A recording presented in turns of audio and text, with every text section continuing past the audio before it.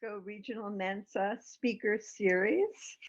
Today's topic is Ask Not What AI Ethicists Can Do for You. And our speaker is Masheika Allgood. Since ancient times, our species has imagined creating artificial intelligence, often with disastrous results. Think Frankenstein. In the last 65 years, artificial intelligence has become a discipline and a reality. So much so that it's become mainstream in many respects. This week's Mensa Brainwave mentions a San Francisco area nail salon that has robot manicures for $8. Now that's a little cheaper than my manicurist, but I don't know that the robot listens to my problems the way a person would. With the rapid development of AI comes a need for people like Masheika. She's the founder of, and it's AI, Masheika? AllAI. Okay, you'll explain that to us, which provides AI education to lay people. You see how we need it. Masheika holds an LL.M in Litigation and Dispute Resolution from George Washington University, a JD from Florida State, and a master's in international business from Florida International University. Welcome to our speaker series, Masheika Allgood. Thank you. I'm going to go. Thank you. Thank you, Roberta. So I have a bit of a talk I prepared for you today. It's a truncated version of a longer talk, and we'll see how well I did shortening it. Hopefully it's still coherent. But the purpose of the talk is ask not what AI ethicists can do for you. So let's start out with a brief look at where we've been. So there's a huge history of AI, obviously, right? But I'm focusing on a very specific section towards the beginning of the first AI company. So we'll start in 1951 with Ford, the Ford Foundation's Behavioral Science Division, go through semiomatics, and then look at a couple of legislative initiatives that came out of the work in the 60s. I will be drawing heavily on the work of If Then by Jill Lepore. If you've not read it, read it. It'll blow your hair back. So what is behavioral science? Behavioral science is intended in the 30s when it was first coined, the term was first coined. It was the idea that a set of logical postulates tested by experiments can describe overarching laws of human behavior. So in 1951, the Ford Foundation established a special unit for the study of the human mind. They named it the Behavioral Sciences Division after this idea by Clark Hall in the 30s. In 1953, the Ford Foundation granted funds to 5 universities, Chicago, Harvard, Michigan, University of North Carolina, and Stanford, to review their behavioral sciences in their institutions. So originally, behavioral science was proposed as a science of man. It was an effort to turn the social sciences into a hard science. The field is based on the belief that a scientific approach is the best way to address social problems. The Ford Foundation actively and generously funded the fledgling effort to turn the social sciences into this new behavioral science. The field and the name itself, actually, the title, has been debated and attacked since its inception in the 30s because the fundamental concept of human behavior being mathematically calculable in the same way as hard sciences has consistently proven to be invalid. So ultimately, the Ford Foundation's effort to push for behavioral science was a partial victory. They were unable to supplant the social sciences, but they did create a new field of pseudoscience or pseudo-technical science that sat at the core of the world's first AI company, which we'll discuss now, which is called the Semiomatics Corporation. The Semiomatics Corporation opened its doors in 1959. its mission was to engage principally in estimating probable human behavior by the use of computer technology. Its first project was an effort to develop a computer program to predict the results of alternative campaign strategies by creating a set of rules of thinking to reproduce or better simulate the thinking behavior of voters. So over the course of their efforts in the roughly 20 years that they were, 12 years that they were alive, they began to believe that they could simulate more than just voting behaviors. They came to believe that if they could collect enough data about enough people and feed it into a machine, everything one day might be predictable. And every human mind, simulated, each act anticipated automatically, and even driven and directed by targeted messages as unerring as missiles. So the idea that I can target a message in the same way that I can target a missile, and it will have the same effect on a person as it would on the field that I've just bombed. The overall result of that thinking and analytics are these 4 pillars of modern day AI. So first, the individuals who came up with semiatics, I'm sorry, I've been out of it. I do the weather the past couple of days. But they came up with the idea of social networks. And the original question was, what is the probability that person B knows N persons in the circle of acquaintances A? And so trying to figure out whether this was a logarithmic relationship, the individual came up with the idea of the social network. And you see that idea has been taken and used and monetized, productized and monetized by Facebook, LinkedIn, Twitter, basically all the social networks, right? The second main core function of semiatics was the idea of simulating human behavior. So initially the idea was it's too complicated to actually get a thing to think like a human. So let's get a machine to do the things a brain can do. So that began with the idea of, can we get a machine to play chess? And it has moved forward into the idea of these large language models. Can I get a machine to guess the next word? Can I get a machine to create language and sentences in the way that a human brain can? So once again, not trying to map the human brain or even simulate the human brain, but to map the patterns, right? The external function, what the outcomes of human thinking.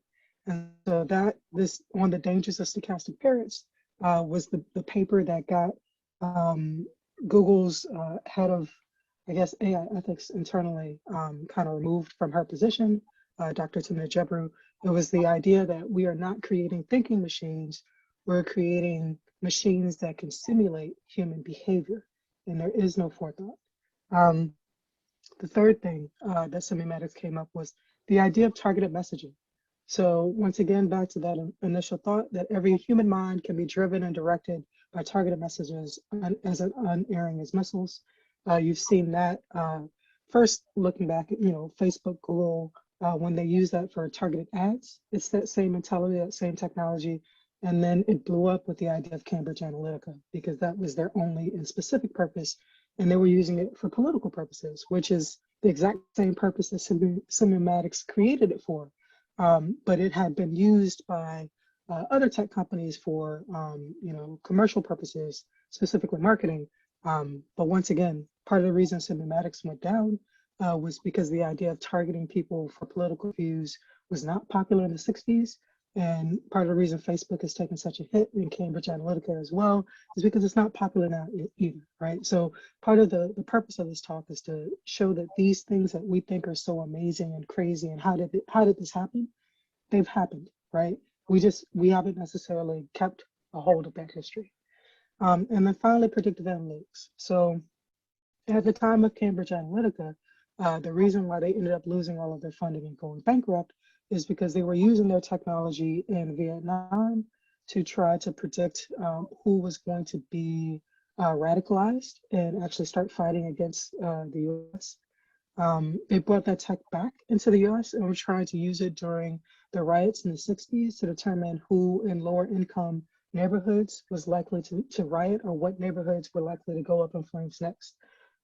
People in the 60s didn't take too kindly to that kind of pseudoscience, but that same mentality of the using technology to predict criminal behavior, job performance, criminal recidivism, school performance, terrorism. All of these were things that Semimatics was pioneering using AI in order to predict. And as you see, Amazon was doing it for job performance. You'll see an example of that in a second. NorthPoint is the company that created Compass, the recidivism algorithm that got so much heat. And Palantir is pioneering the idea of using AI to detect really all of these social behaviors.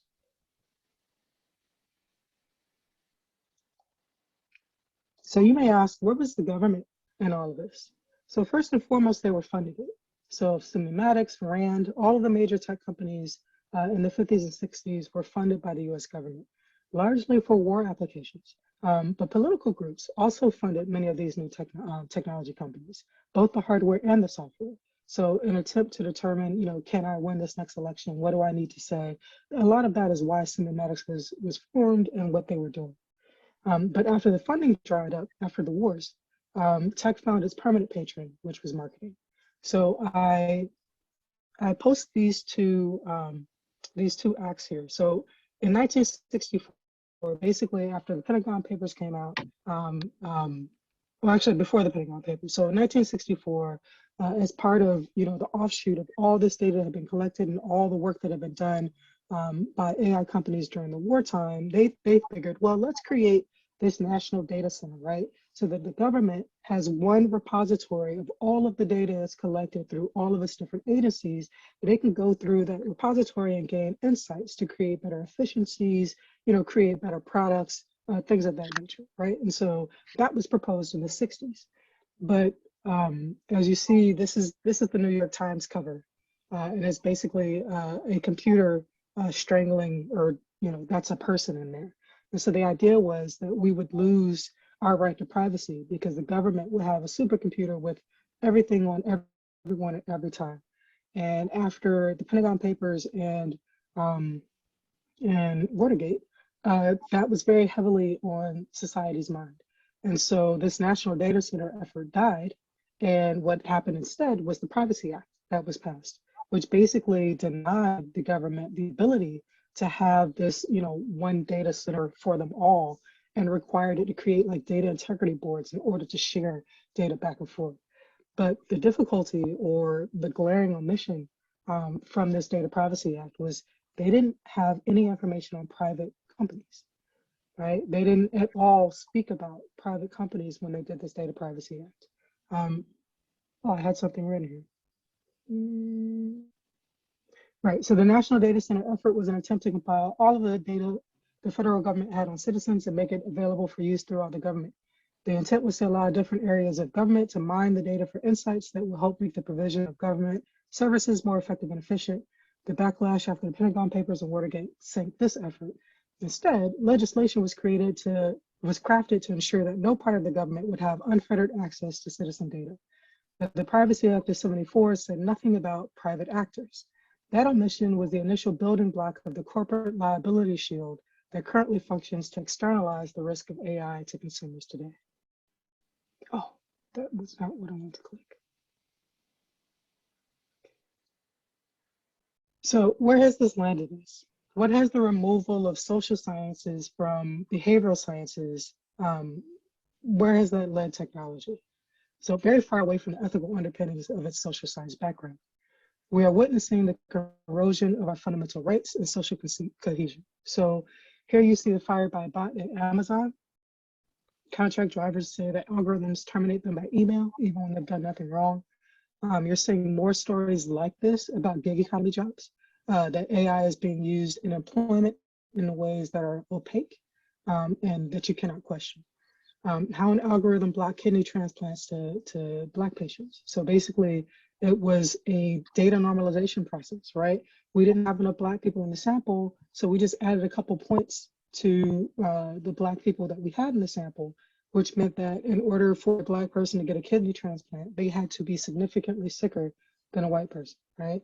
I think a lot of us heard about the British government using an algorithm to determine where students' grades when they had to shut down school for COVID, and the algorithm counted the neighborhoods of students against them. So you're from a poor neighborhood, so I'm just going to lower your grade because you shouldn't be going to college, that kind of thing. In the government, we've been talking in the Mensa chat quite a bit about the IRS requiring the use of ID.me in order for you to sign up to your tax returns, and the difficulty of handing over that kind of data to a private company. Once again, going Privacy Act that didn't have any provisions for private actors. Just a week ago, we found out that the suicide hotline, there's a chat line that has been really helpful in especially during COVID times, in helping people get through issues of suicide and difficulty. But come to find out, they have a for-profit arm, and they've been giving data from the suicide chats to the for-profit arm, and they're using that data to train algorithms for customer service, without anyone knowing, not the people who work at the company, not the volunteers, and definitely not the people who are signing up for help, that their data will be used in this way. And then I think we all hear a lot about AI and law enforcement, but this particular issue, this gentleman, Robert McDaniel, in 2013, the Chicago Police Department came up with an algorithm that basically said, based on where he lived, who lived around him and their criminal backgrounds, that he would either be involved in a crime, a violent crime, or he would commit one. And so, of course, they assumed that he would commit one and treated him like a criminal and harassed him for years. And his community, not understanding an algorithm, it's 2013, an algorithm said what? Figured that the police were always talking to him because he was a snitch. And so he ended up getting shot twice. So once again, AI is part of a system and how it affects society outside of the tech. So, and all of this is before we get to the wars, genocide, and successful and attempted government overthrows that can all be directly traced back to Facebook. So how did we get here? Clearly there were some issues in AI's inception, but it's been 60 years since semiomatics. So what has been driving the current course of events since then?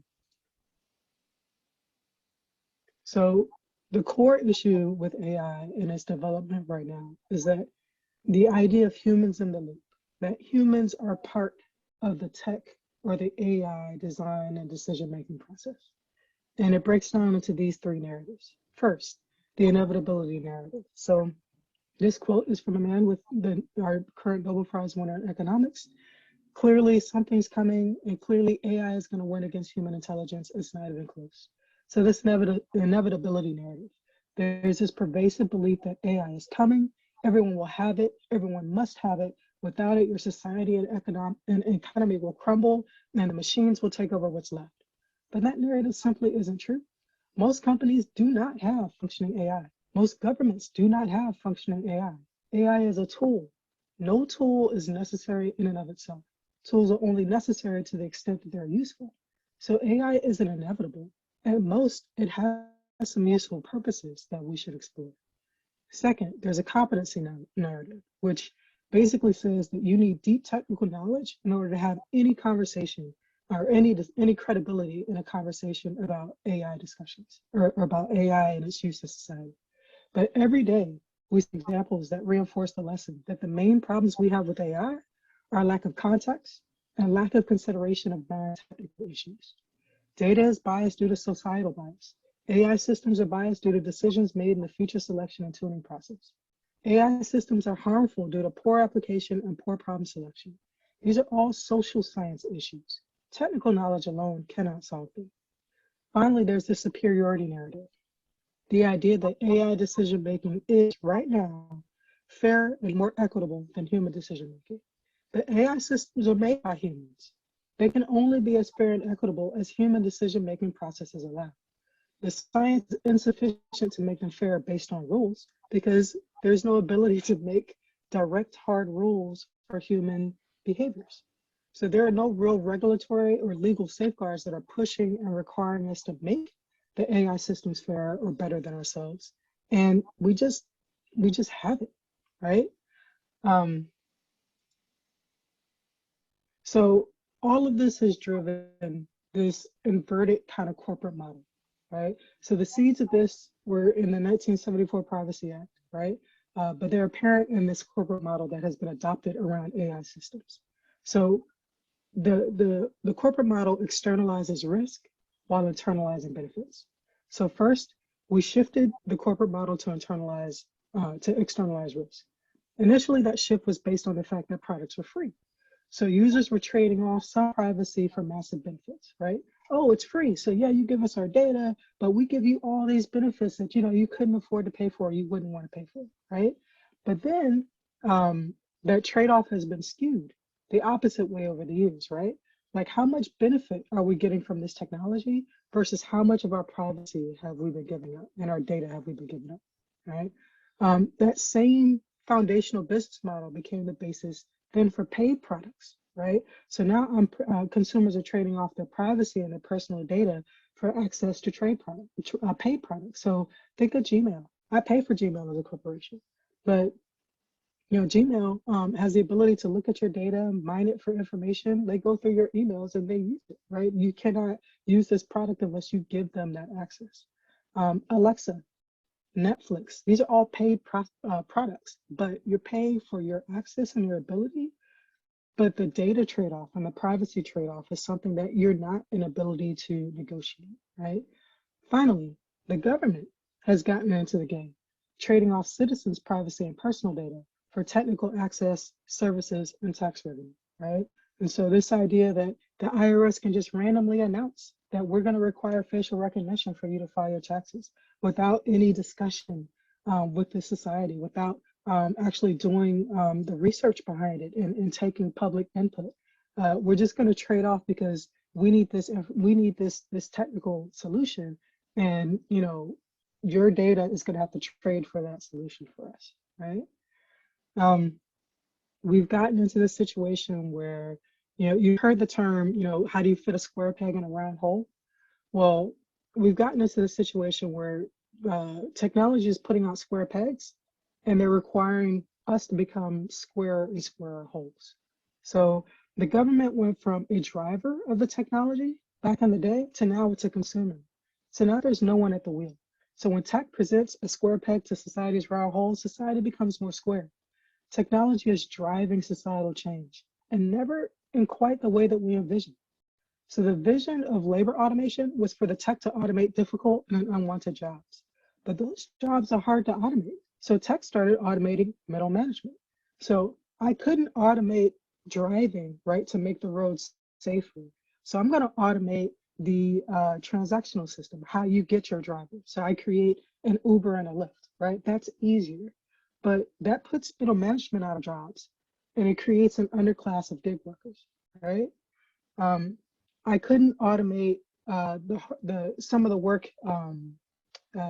at like the Amazon training centers, right? Or the or Amazon warehouses. So instead, I automate the position above it. So I'm going to tell you if you're driving properly. I'm going to tell you if you put the machine in the right place. Like the middle management functions are easier to automate, and so that's what tech is focused on. The vision of blockchain and distributed ledgers was for tech to create a more transparent and egalitarian economic system. But economics is more of a political than a problem, right? That's really hard for you to solve. So tech created a new economic system that's balanced in favor of the developers instead. So now you've got cryptocurrency, where 80% of the cryptocurrency profits are owned by the original developers and the people who got in at the beginning, right? That's kind of the opposite of what they said they were trying to create, or what we expected them to create. So finally, liability shield. So the way that the corporate model works is the risk is borne solely by the consumer and the user. So if the tech gets hacked, right, that's my data out there. I can't redo my face, right? So if you get my facial recognition, my facial biomarkers, there's nothing I can do about that. I take the risk for that, right? There's no real way to sue. When we look at social media, right, they've got the Section 230, you can't sue them. Well, they've created wars, they've created genocides, and there's no way to sue. So humanity is bearing the risk as opposed to the corporation who's creating it. So I sat in this ethics as an external function, this idea that you need to bring us a solution. Oh, ethicists always bring us problems, but if you can't bring us a solution, that's on you. I sat in a talk a couple of months ago, and one of the speakers said, Can we consider the massive amounts of information contained in a large language model to be knowledge? If there's lots of information about, say, traffic in New York, less information about traffic in Chicago, can we say that traffic in New York is objectively worse than traffic in Chicago? Or do New Yorkers just complain more? And she asked this to a head of computer science. I'm not going to say the school, but he heads a major university. And his response was, there are those who argue that it isn't knowledge, and those who argue that we need to change our definition of knowledge. Currently, the philosophers are arguing that it isn't knowledge, but in the absence of a better solution for natural language processing, engineers are going to ignore the philosophers. And he laughed. Basically, if you can't give us a solution, we're going to keep going down this road to destruction because this is what works for us. So how do we move forward? Everyone looks to the AI ethicist, right?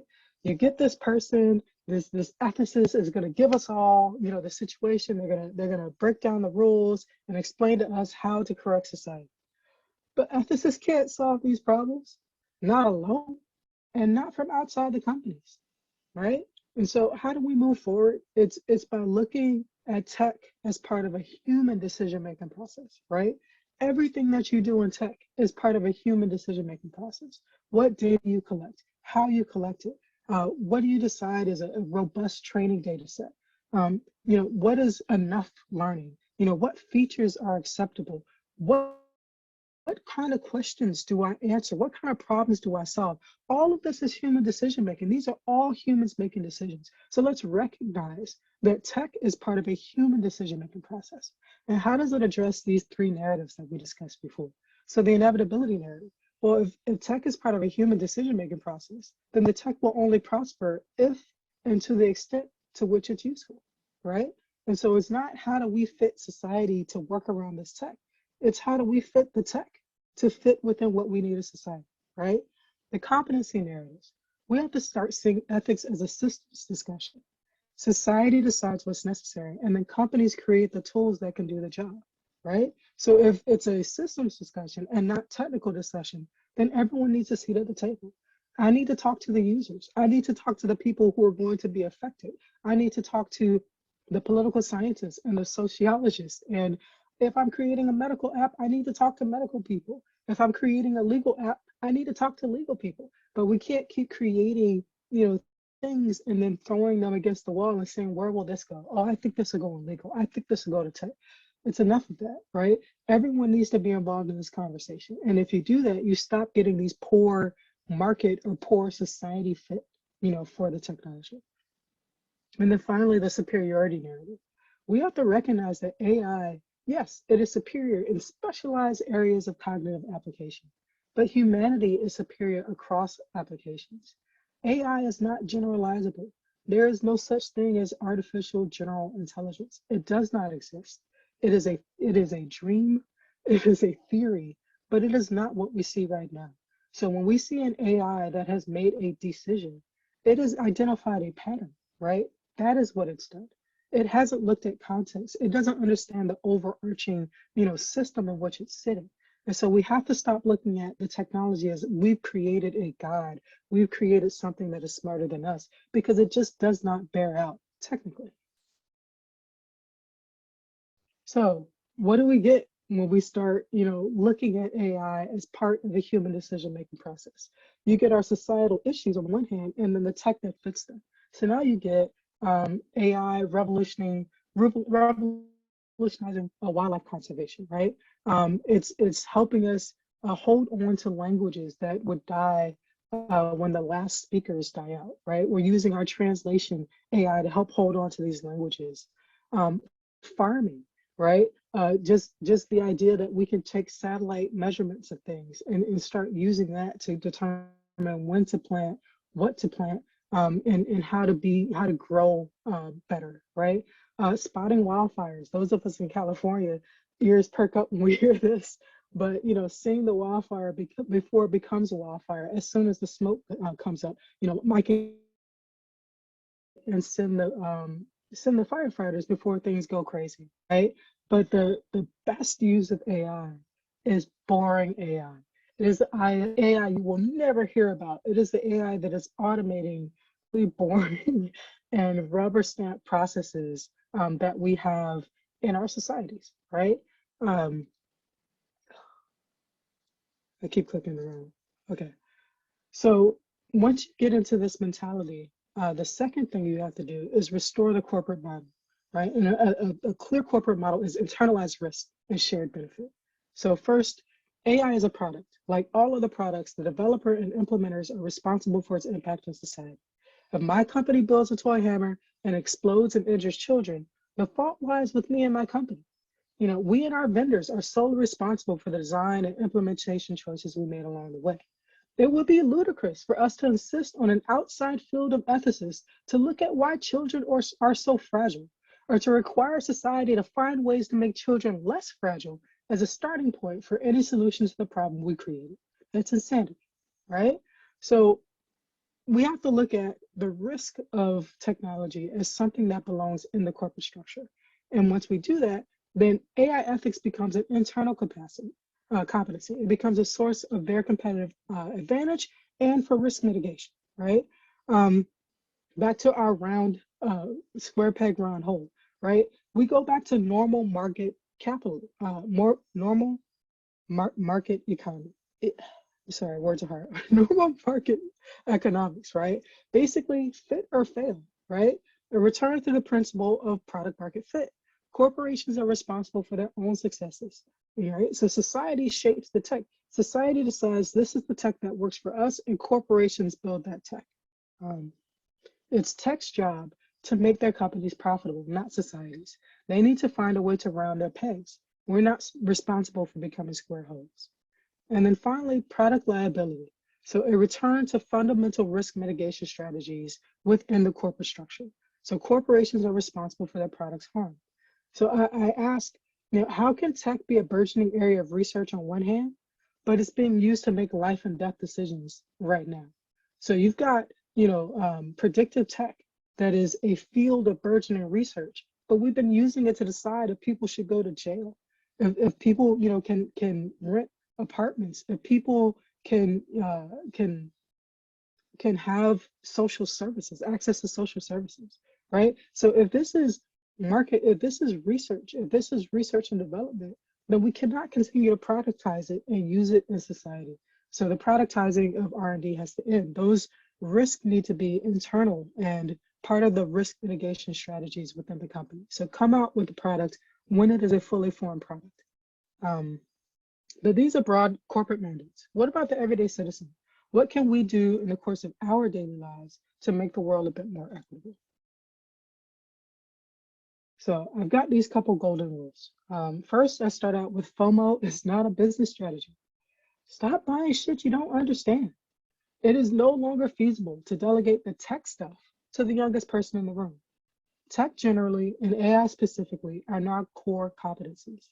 Everyone in a management role needs to have some fundamental understanding of where and how it works and does it, particularly in the HR, ops, IT, marketing, engineering, and product roles.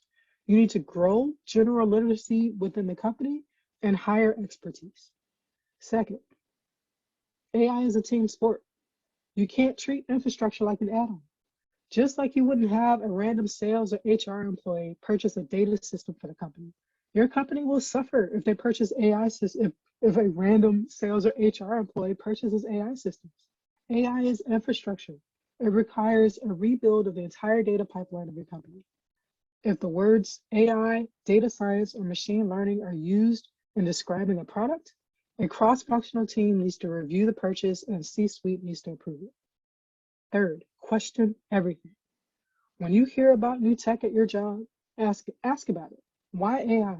Who's in charge? Who has a say? What does this mean for me and my customers, both internal and external? Ask questions, run down the answers. Finally, whether you are at work or at home, critical thinking around AI is everyone's responsibility. Ask the what if. That's the power of the counterfactual. Ask the what if. Look at the tech, the worst scenario. Keep your eyes open. Keep your ears peeled for new applications of technology, but always be learning, always be asking, just being a part of the conversation and normalizing conversations around AI is important, as opposed to just normalizing conversations around how cool is this? So the slide that I had about, tech working in society's favor, I reached out to my LinkedIn network and asked them for things to put on that slide. The slide's partially empty because it's hard to find them. Actual applications of AI that have been in production for some time that are just solidly good for society. It's not an easy find.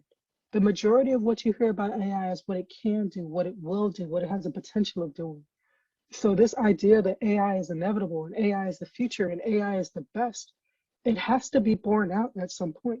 We've been dealing with AI for 60 plus years. And my group, my highly, AI savvy group is struggling to find concrete examples of positive, purely positive impact of AI on society. That's insane. We have to change the conversation from just marketing and fan hype into something real. What has AI done for me? How does it benefit my society and the people I know? Normalize having these conversations. To their own self, your customers, and your community, be true. And on that note, I would like to thank the San Francisco Regional Mensa chapter for having me speak. I appreciate everyone. Here's my contact information. You can always contact me on LinkedIn. I post kind of prolifically, but AllAI Consulting has courses that we give. We currently have a new course that's been certified as a CLE, AI for legal professionals. The first foundational course in that 3-course series has been certified in Washington State and Delaware as a continuing learning education for attorneys. And we're building a platform that will have information on AI for different industries and different job roles, just to help drive the conversation about what AI is, what it can and can't do, and how we as a society can decide how we should move it forward in the future. Thank you for your time. And if anyone has any questions, now's the time. Thank you so much, Masheika. The chat is buzzing with people saying what an excellent presentation this has been. So thank you so much for doing it. And anyone who has any questions, please post them on the chat and we'll get to them as we have time. Torian did ask about the use of AI in law enforcement, that now they're using familial DNA to track down cold case criminals. The most noted of that, of course, is the Golden State Killer apprehended. So what are the ethical ramifications of that sort of thing? Well, I think the ethical ramifications is once again comes down to privacy. Like when you went to get your DNA tested to find out, if you had a family who came over on the Mayflower, did you expect, that they would be using it for other purposes? And the difficulty with these kind of conversations is people like to pinpoint, well, this was great that they found the Golden State Killer. I agree, that is awesome. However, the assumption is it's always going to be great, right? I've got this one good example, and that will outweigh all negative examples. But we have a history in this country. There's a woman, Henrietta Lacks, who had some cells taken from her in like the 50s or 60s, and they've been using her DNA and her cells for medical research for like 40, 50, 60 years, with no remuneration to her family and no even knowledge that they were continuing to use her information. And so the assumption is it's been used good for this one purpose at this one time, and so it always will be. But if I've got your genetic data, there's a whole lot I can do with that, right? So the police may use it for this particular thing, but what if they decide to just use it to determine if you were in a neighborhood at a particular time? Or should I bring you in as a suspect because you have this particular disease and we're looking for someone who has a particular disease?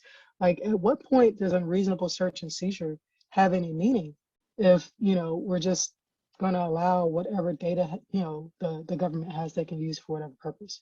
So that's the issue with privacy, is we do have, some rights under our laws against, unreasonable search and seizure. And for privacy within our home and within our person. And if those don't mean anything, mean something, then we have to put some limitations on how we use the tech. Great. Judy mentioned that this morning her son went into a totally automated coffee bar where a robot made coffee for him. Is that considered artificial intelligence? Because it's pretty, press one button and, it goes automatically. So, how do we really, what do we include in artificial intelligence? Yeah, robotics is its own field. It's not artificial intelligence. They do sometimes overlap. Sometimes I put AI within my robot because I wanted to learn. But artificial intelligence, not just automation. It's the idea that I can automate and simulate, right? So I'm getting insights from simulating some information. So the automation part is, this is how I compile all the data together, right? And gain patterns. And the simulation is, okay, if I can put this data within a structure and see how things move about, then I can gain insights, right? So it's both of those prongs. And so robotics is more automation. And so there is some level of AI when we're talking about movement, and things of that nature. We do use it for that purpose. But, the dangerous parts of AI are more about the collection of human data, right? And the insights that are gathered from that human data. So it's not just AI is always bad. As you saw, we had a lot of really good examples of AI. When we start crossing over into the bad side is when we get into behavioral science, which is basically I'm going to math social science. That's when AI gets into some of those really problematic territory. Thank you.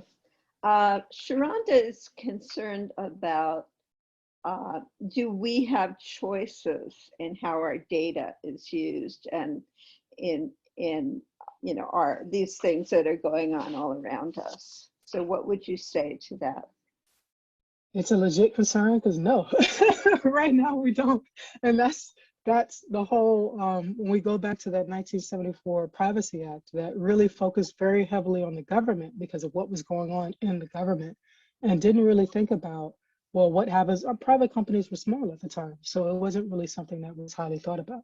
But when you look at where we are now, the idea of passing some real data privacy in the US, I mean, we've been hinting at it, but it's a long road, right? And so right now it's, oh, I gave you a link to a 15-page consent form and you said I could do this thing. Or you're in a situation where I work internationally. I'm going to have to either use Google Docs or Microsoft OneDrive, right? So am I really getting a choice on my privacy when I'm forced into these kind of monopolistic systems? And so the short answer is no, we don't really have much choice, which is why we have to be a bit more active in trying to figure out when these systems are being used, because once they get in there, they're going to take your data. The ID me, even when it's used in a government capacity, they have you click a button saying that you consent to the data being used for commercial purposes. So they're still going to keep your data and use it for what they want in order for you to access governmental systems. Like, all of this seems wrong, right? But we're kind of just wrapping our heads around it and learning about it. So we haven't really been in a position to advocate for ourselves. And I'm hoping that this drives that discussion and gets more of us involved in that kind of advocacy. Okay, thank you for that. I was glad that you said that humans are still ahead in generalized intelligence, because I don't want a robot to take my place in Mensa. But Jeffrey, he's wondering if artificial generalized intelligence is not inevitable, because No, it's not. it's not, because we don't actually know how to make. When I say that AI is specialized, it's because that's fundamentally how it's been created. That's the architecture. And so the architecture of AI sees every instance as independent and not reliant on anything else. Well, in order to generalize intelligence, you have to see how things rely on other things. This situation is very much like this situation is very much like this situation, right? And artificial general intelligence will need to do that. That's how humans move throughout things, right? But if I teach an AI system how to play chess, it can't play checkers. It can't generalize to a less complex structure. It can't generalize to a more complex structure. So when we talk about, they have this idea of transfer learning, right? Everything has to be essentially the same with very small, like maybe label changes in order to transfer the intelligence of an AI from one system to another. So we don't have an idea of how to create an architecture for a system that can generalize across, you know, we just got to modalities, right? So, you know, I have a language model that can generalize, it can understand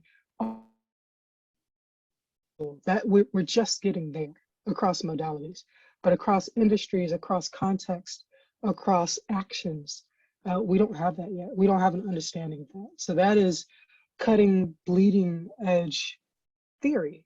But even within that, we don't have anything concrete. Okay.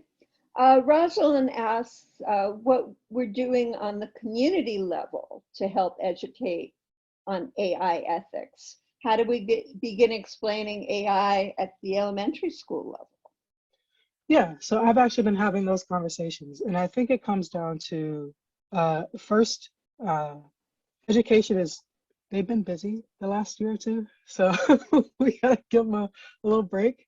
But I think there has to be education for educational professionals, just to understand what the tech is, because my initial course that I have is in law, but I wanted to start with education.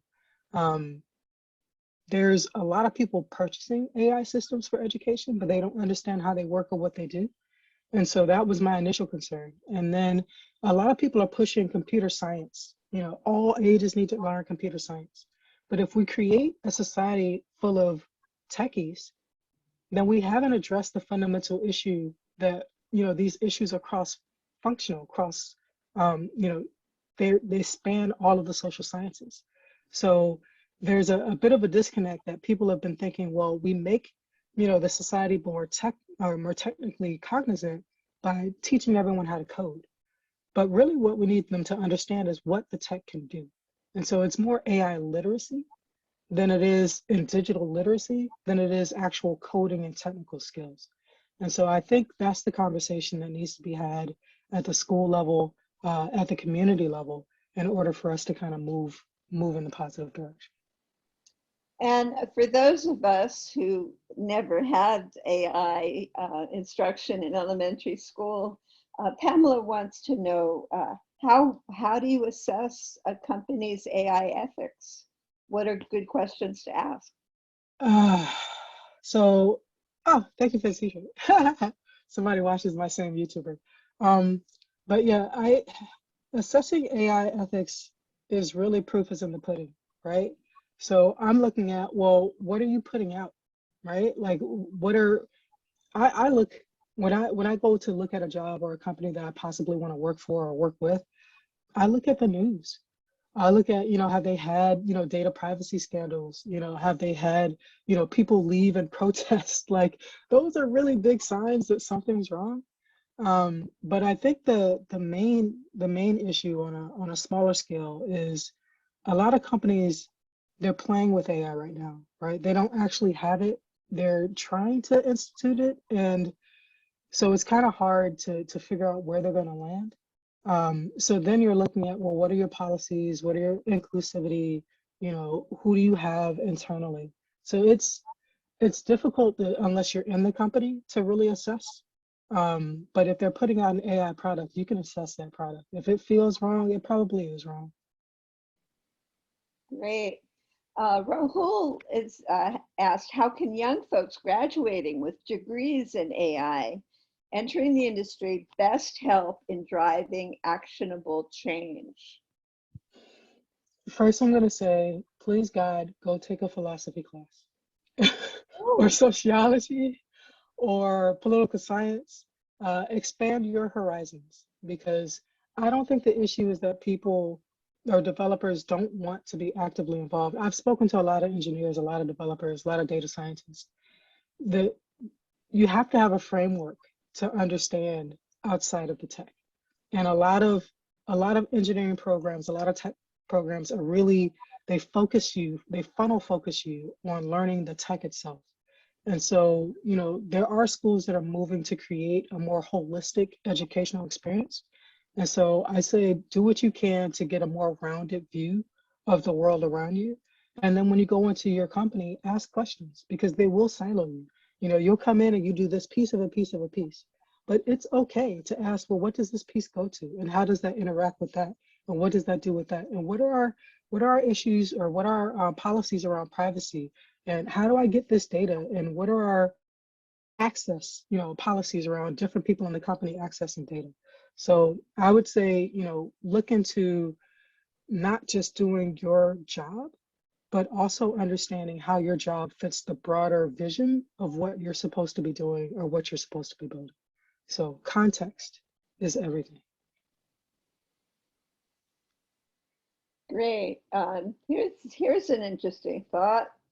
If a machine possesses real intelligence, maybe it can look at all presidential candidates' qualifications and choose the one who would function best.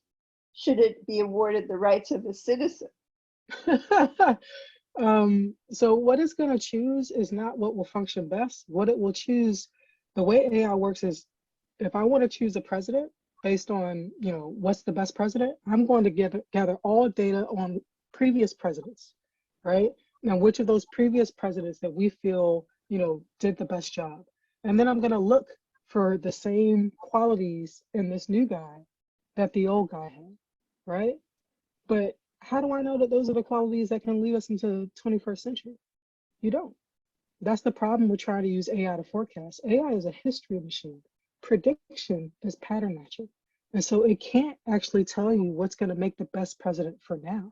All it can tell you is these are the qualities of the best presidents back then. I don't think we want a system that will entrench us in the same kind of president over and over and over again. We may need something new. I mean, and then secondarily, we kind of deserve what we choose. It's kind of the American idea.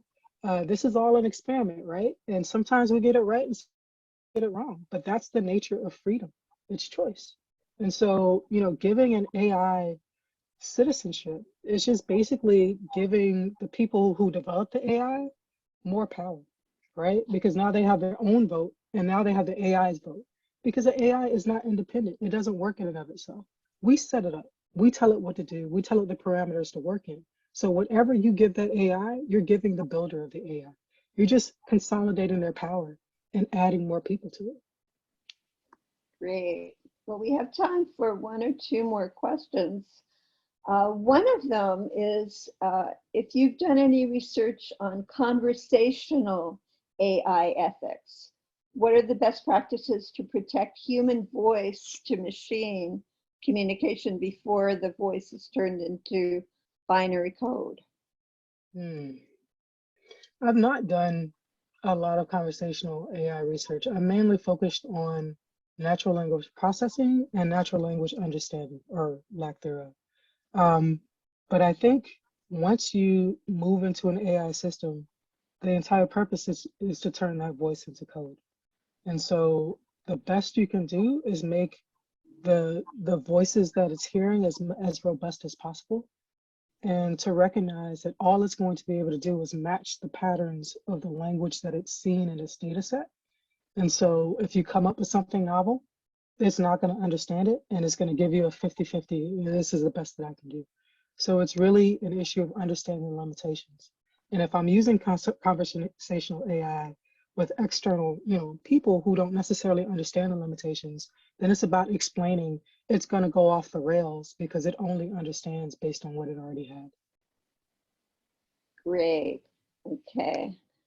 Yeah. So, here's someone else who I guess agrees with you where you said you have to extend your studies to, all focus on sociology and philosophy and so forth. Let's see if I can find their question.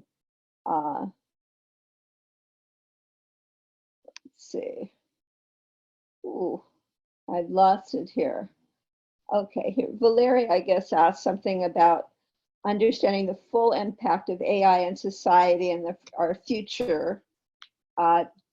Do we have to work together with social scientists and lawyers and see how the technology involved? Why aren't the companies seeking out more of this kind of expertise? But So that's first, you. first I'm going to say, please, God, yes, let's work with all of them as much as humanly possible, because that's the only way we start building things that work for the greater good. Second, the companies aren't asking for this because it doesn't help them. Like, the only reason they've gotten the market capitalization that they have is because there are less people involved, right? Because I can put out something and I don't have to worry about how it affects society.